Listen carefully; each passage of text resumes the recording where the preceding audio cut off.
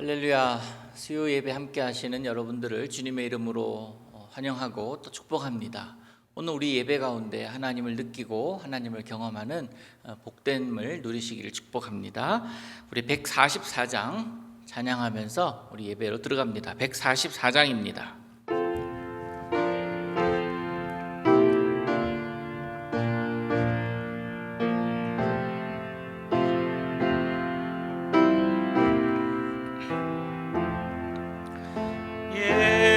예수 나를 위하여 십자가를 질 때 세상 죄를 지시고 고초 당하셨네. 예수님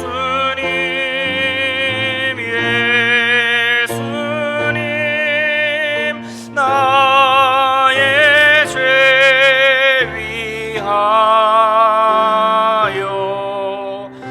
오배 피를 흘리니 죄인 받으소서.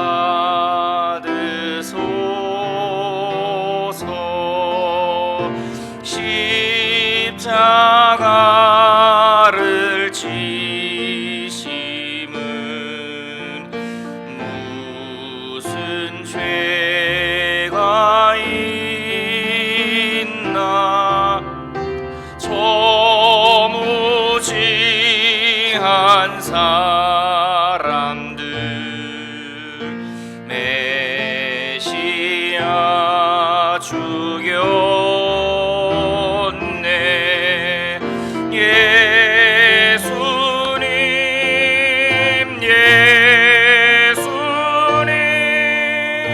나의 죄 위하여 오배 피를 흘리니 죄인 받으소서.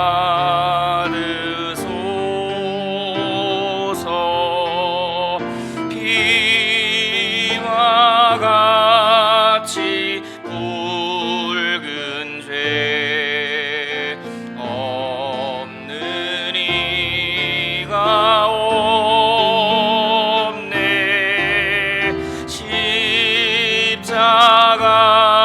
십자가의 공로로 눈과 같이 되네. 예수님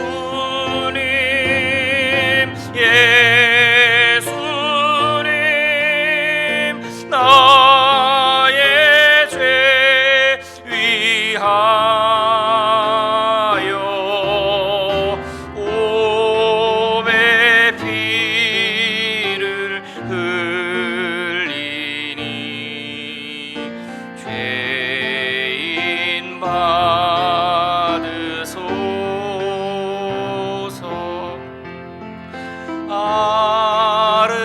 아름답다 예수여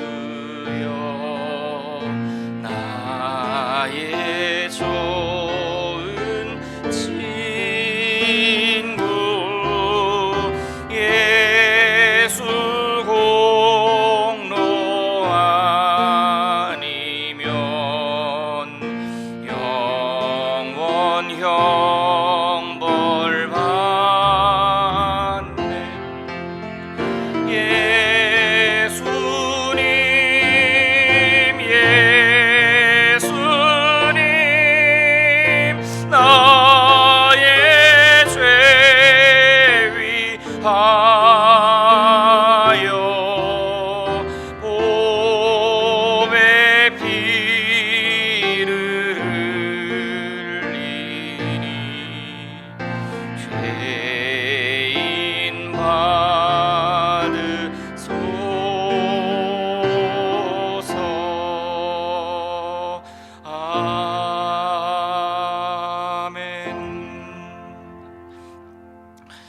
시간 함께 마음을 모아서 기도하시기를 원합니다. 주님, 예수님의 고난을 묵상하는 고난 주간을 지나가고 있습니다. 이 고난 주간이 한 번씩 오는 그런 연례 행사가 아니라 더 깊이 예수님을 묵상하는, 더 깊이 예수님을 만나는, 더 깊이 예수님과 교제하게 되는 기간이 되게 하여 달라고 기도하시고, 우리 주님의 고난과 내가 아무런 관계없는 자가 아니라 그 고난 기억하며 주님 마음 품고 살게 해달라고 기도하시기를 바랍니다. 또한 코로나 바이러스로 인하여 고통과 두려움 속에서 우리가 살아가고 있는데, 이를 통해 주의 백성들이 더욱 주님 앞에 기도하면서 나아가게 해달라고 기도하시고, 특별히 오늘 보도를 보니까 확진자가 계속 늘어서 거의 90여 명에 이르르고 있다고 합니다. 그 확진자 중에는 그들을 치료하고 있는 의사도 포함이 되어 있습니다. 확산을 막기 위해서 노력하고 있는 이들을 위해서 기도해 주시고, 또 하나님께서 주시는 지혜와 능력이 그들에게 임하여서 잘 치료할 수 있도록, 감당할 수 있도록 해달라고 기도하십시다. 특별히 이 어려움 가운데 우리 제일교회 성도들 한 사람 한 사람의 가족들을 지켜주시고, 각자의 삶의 자리에서 신앙 지키고 언젠가 함께 모여 예배하는 기쁨 누리기를, 그 날을 어서 속해달라고 여러분 기도하시고, 또 특별히 이 예배를 위해서 이 시간 합심해서 함께 작은 목소리로 기도하며 나아갑니다. 사랑하는 하나님 아버지, 주님의 살아계심을 믿습니다. 우리와 함께 하심을 믿습니다. 우리 통해 하나님께서 영광 받으신 줄로 믿습니다. 사랑하는 하나님 아버지, 고난주간 진행하면서 3일째 되는 날을 지나고 이 동안에 하나님을 묵상합니다. 예수님의 고난을 묵상합니다. 십자가 없이는 아무것도 아닌 우리들의 존재들인데, 하나님 여전히 그 십자가를 이용하려 하고, 십자가를 짐이 아니라 십자가를 통해서 내가 일어나려고 하고 있음을 고백합니다. 주님, 우리를 불쌍히 여겨주시고, 주님 예수님의 마음을 품고 살아가는 자 되게 하여 주시옵소서. 코로나 바이러스로 인하여 고통과 두려움 속에서 살아가고 있는 우리들을 불쌍히 여겨주옵소서. 이를 통해서 주의 백성을 더욱 주님 앞에 기도하면서 나아가게 하시고, 더욱더 친밀해지는 관계가 되게 하여 주시옵소서. 아버지 하나님, 확진자가 계속 늘어가고 있습니다. 우리의 기도가 부족하고 우리의 믿음이 부족합니까? 하나님, 또 치료하는 자가 확진되어서 격리되어 있음을 봅니다. 살아계신 하나님, 이 땅을 불쌍히 여겨주시고 이 땅에 긍휼을 베풀어 주셔서 아버지 하나님, 잠잠하게 하옵소서. 세상에 그런 흉흉한 소리들이 우리의 마음과 우리의 영혼을 무너뜨리지 못하게 주께서 지켜주시고, 이 어려움들 가운데 우리 제일교회 성도들 한 사람 한 사람 가정마다 친히 역사하셔서 하나님, 그들의 가족을 지켜주시고 자녀들을 지켜주시고 각자의 자리에서 신앙 지켜서 아버지, 주께서 약속하신 날, 주께서 예배하신 날 하나님 함께 모여 기도하고 예배하는 기쁨을 맛보게 하여 주옵소서. 아버지, 예배를 위해 기도합니다. 성령께서 함께 하셔서 우리의 마음속에 하나님의 임재를 경험케 하옵소서. 아버지, 주님을 제합니다.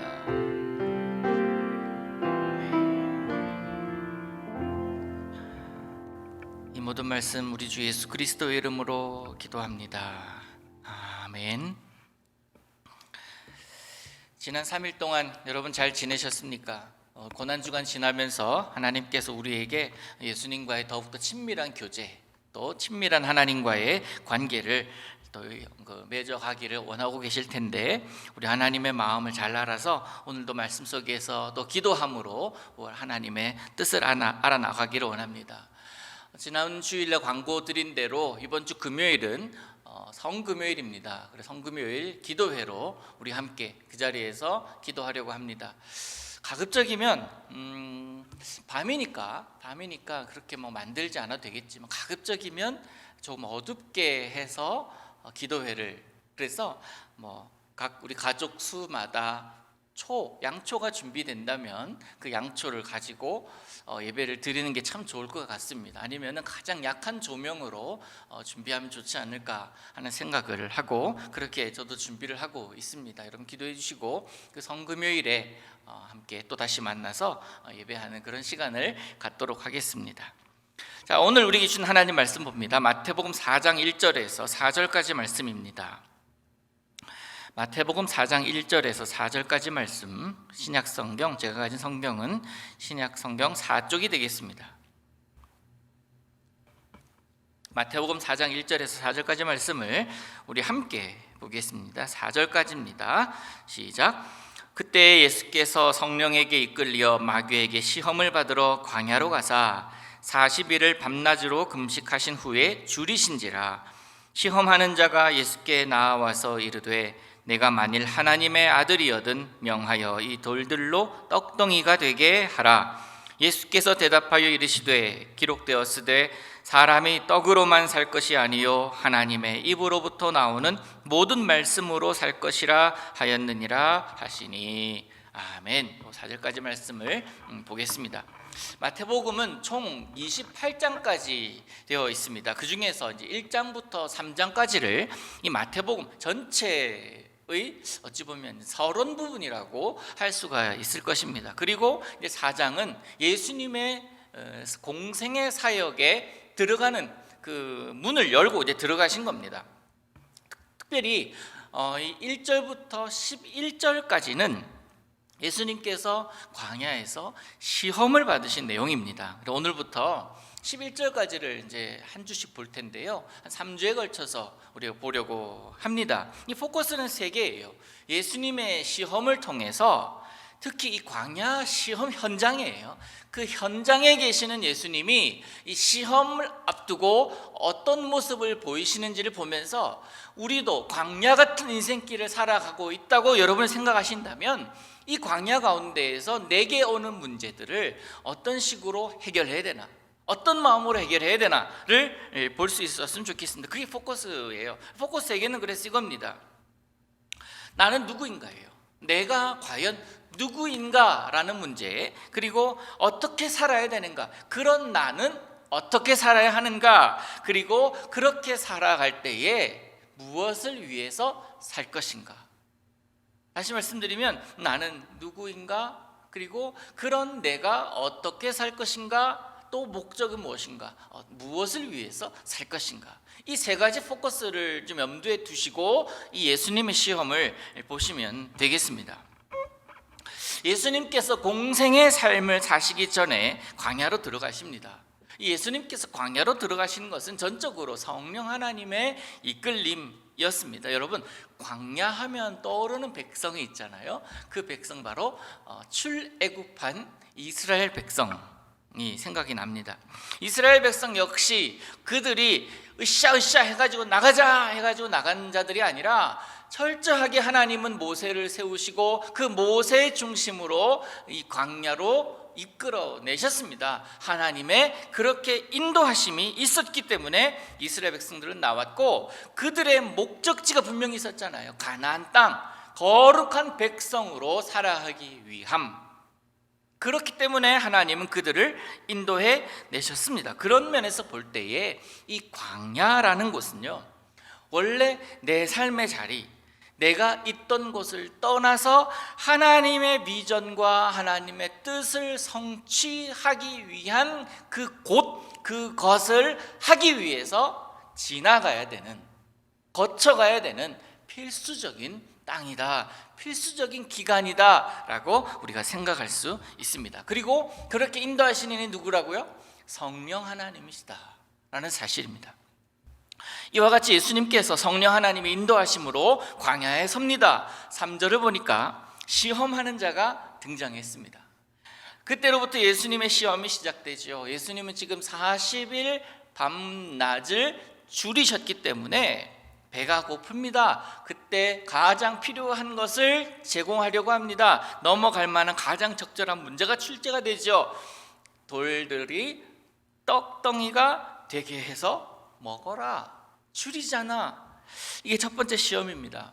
돌을 떡으로 만들어서 먹으라. 여러분, 이 사탄의 이 도전은 단순하게 너 배고프잖아, 이거 먹고서 해, 먹고 일해 라는 이 배 줄인 배를 채우기 위함, 채워주려고 하는 것이 결코 아니에요. 우리가 다이어트 할 때에 누군가가 맛있는 거를 의도적으로 제공할 때가 있습니다. 그럴 때마다 넘어가는 사람도 있고, 뭐 이번 한 번만 먹고 뭐 오늘 저녁부터 하지 뭐 할 때가 있긴 하지만은, 사탄아 물러가라, 이 먹는 것을 가져오는 사탄아 물러가라 라고 하는 그런 먹는 것에 대한 유혹을 이렇게 물리치면 된다라고 예수님께서 가르치고 있는 것이 결코 아닙니다.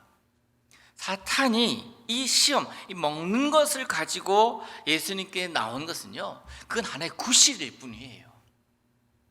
우리가 포커스 3개 중에 하나를 기억해야 된다고 말씀드렸잖아요. 나는 누구인가예요. 그러니까 이 질문 앞에 예수님께 건넨 전제를 봐야 됩니다. 전제가 뭡니까?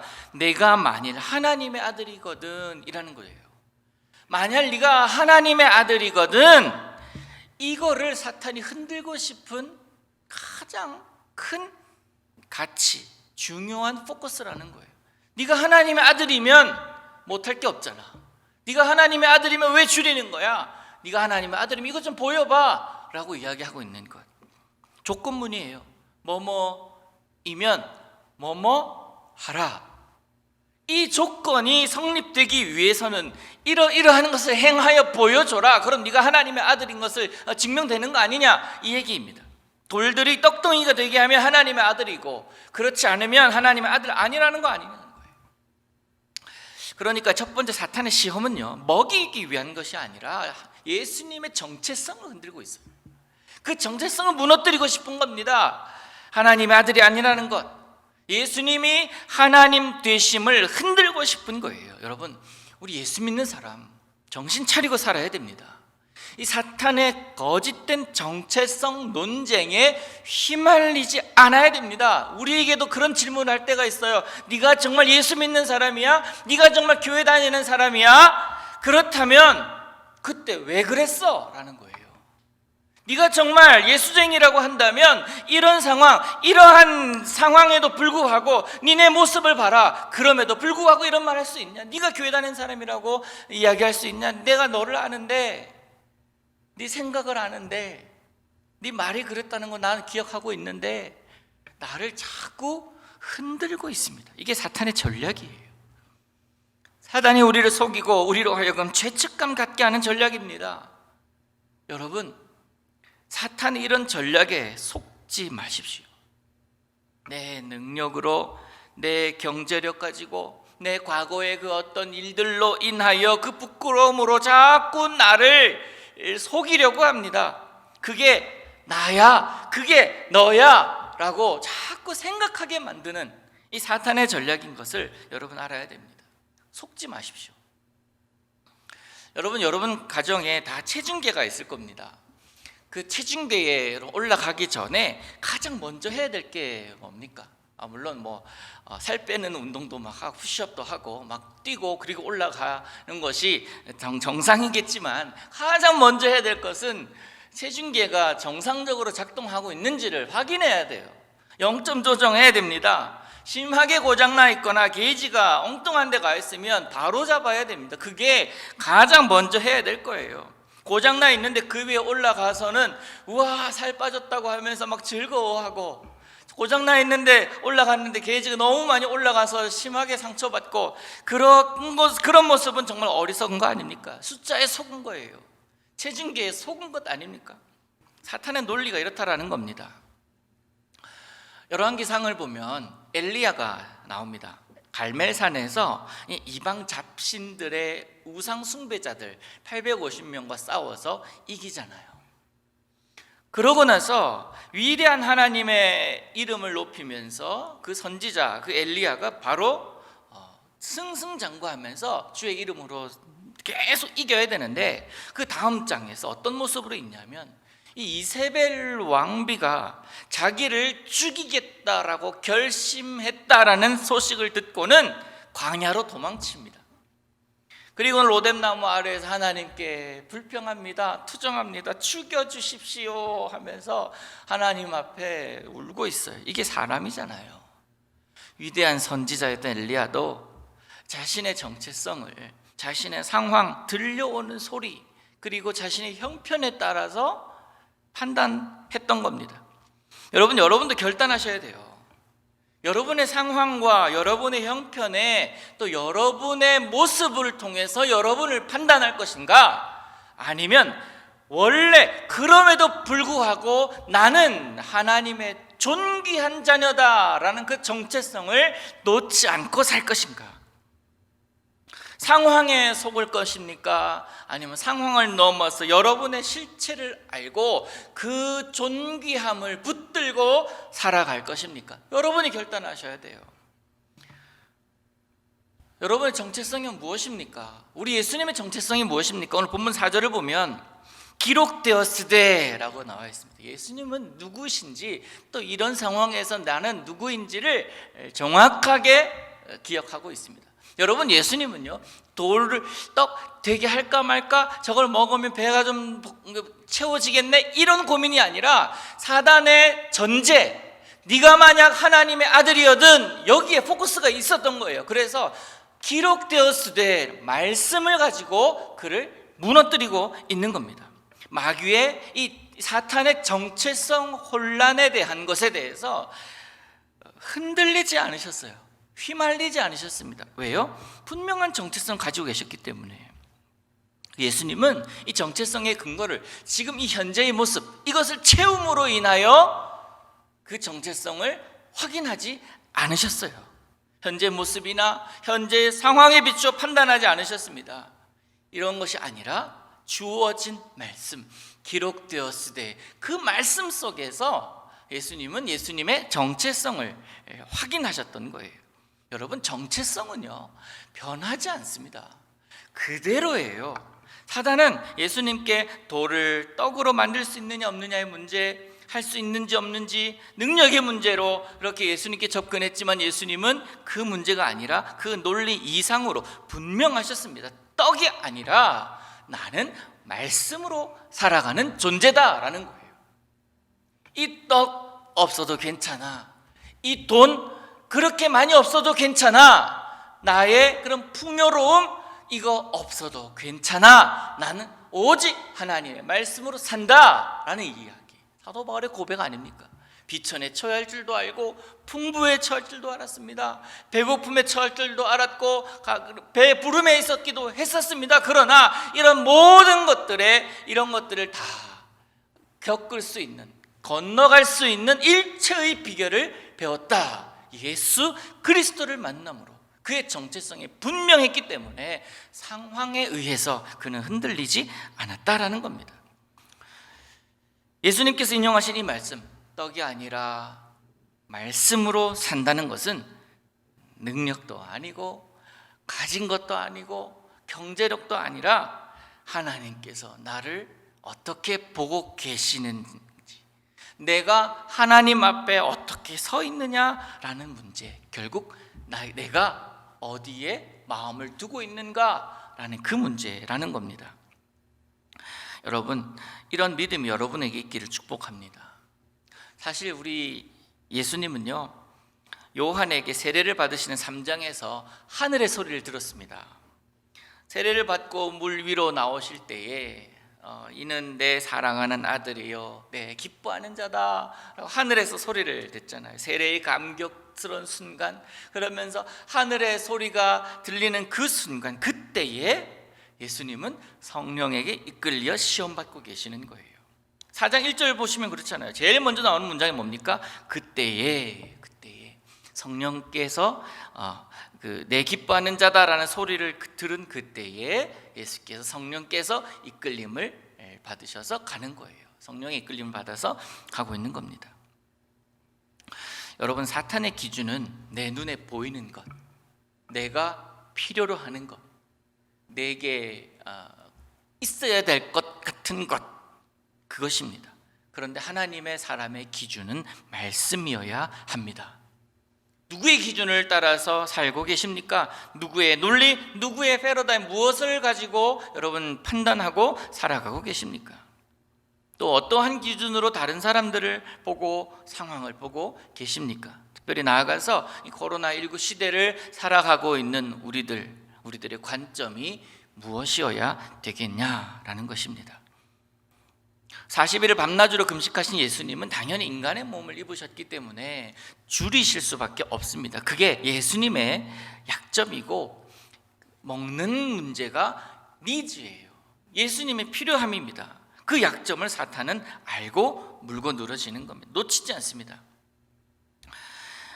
여러분의 줄인 상황, 결핍의 시간 바라고 그렇게 기도하고 있지만 현실에 따르지 않는 안타까움, 그것이 무엇입니까? 사업의 문제, 자녀와의 문제, 잘 풀리지 않는 인간관계와의 문제, 경제적인 한계 등일 수도 있을 것입니다. 그런데 바라기는 이러한 결핍의 상황이 여러분의 정체성을 흔들지 못하도록 믿음 위에 굳건하게 서시기를 축복합니다. 하나님의 말씀에 그 뿌리를 굳게 내리시기를 바랍니다.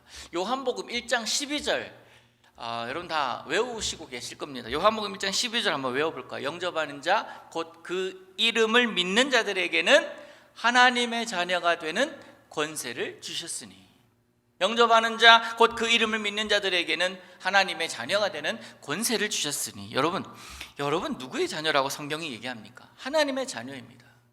주 예수 그리스도를 믿고 그를 영접한 자는 하나님의 자녀가 되는 권세를 주셨다라고, 이미 주셨다라고 말씀을 하고 있습니다. 하나님을, 예수 그리스도를 내 마음속에 믿으면 하나님을 아버지로 부를 수 있는 권리가, 권세가 생깁니다. 그러면 하나님의 자녀 노릇을 우리는 하고 살아가면 됩니다. 당당하십시오. 사탄에게 내 아버지의 이름으로, 하나님의 이름으로, 또 예수 그리스도 이름으로 떠나라고 외칠 수 있습니다. 그게 자녀된 거룩한 권세인 줄로 믿습니다. 그 정체성을 예수님께서 가지고 계셨기 때문에 지금 40일 동안 줄여서 배가 고프다 할지라도 괜찮아.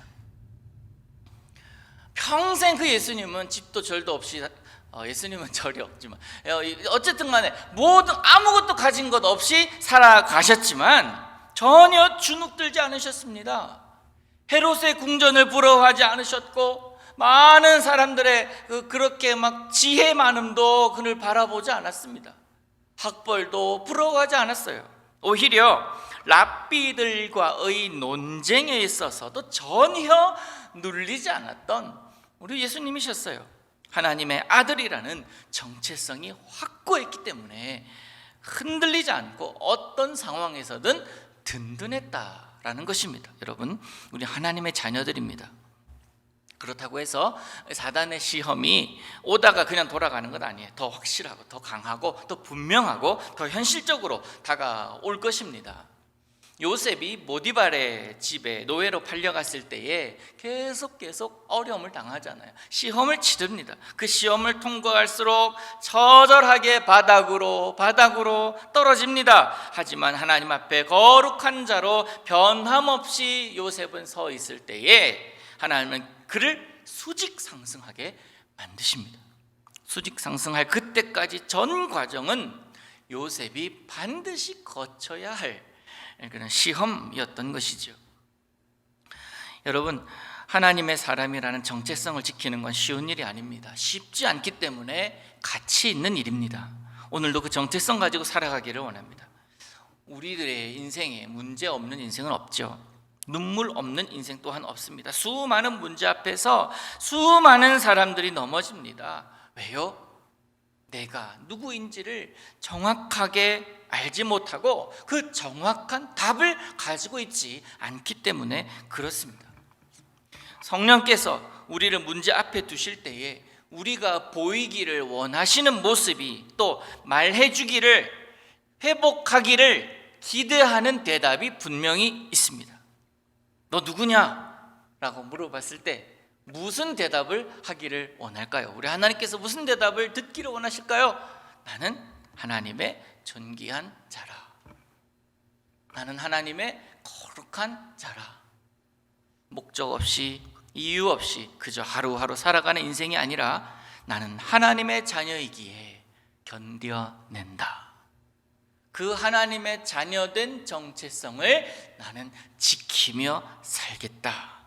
그런 믿음의 결단이 있기를 소망합니다. 문제가 없는 인생이어서 행복한 것이 아닙니다. 행복해서 행복한 것도 아닙니다. 우리 주님 때문에 행복하다는, 우리 주님 때문에 오늘도 나는 그럼에도 불구하고 살아간다 라는 이 믿음의 고백, 이 고백이 저와 여러분의 삶에 가득하기를 우리 예수님의 이름으로 축복합니다. 하나님 아버지, 내가 누구인지를 성경은 계속 이야기를 합니다. 심지어 예수님의 시험 앞에서도 내가 누구인지를 다시 한번 보게 하시는 하나님, 거룩한 주의 자녀로서의 삶을 살아갈 때에 하나님 어떠한 환경과 현실의 문제가 있다 할지라도 그 문제들로 인하여 굴복하지 않게 하시고 오직 주님 바라보면서 믿음으로 극복해 나갈 수 있도록 우리와 함께하여 주옵소서. 나는 거룩한 자, 존귀한 주의 자녀다라는 그런 거룩한 정체성을 가지고 살아가는 믿음의 사람들 되기를 간절히 소망하오며 거룩하신 예수님의 이름으로 기도하옵나이다. 아멘. 우리 찬송가 387장 함께 하겠습니다. 387장입니다.